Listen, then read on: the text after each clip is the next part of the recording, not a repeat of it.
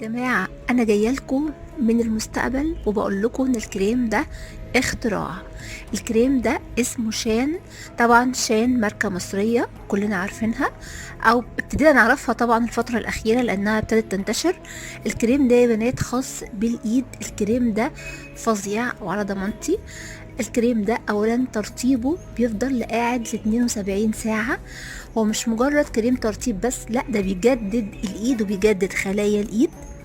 ترطيبه عميق قوي للايد، وفي كل الحاجات اللي ممكن ترطب.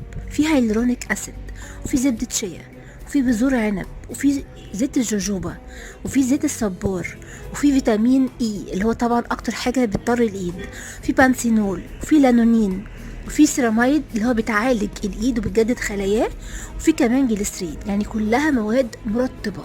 الكريم ده على ضمانتي ريحته وهمية وحجمه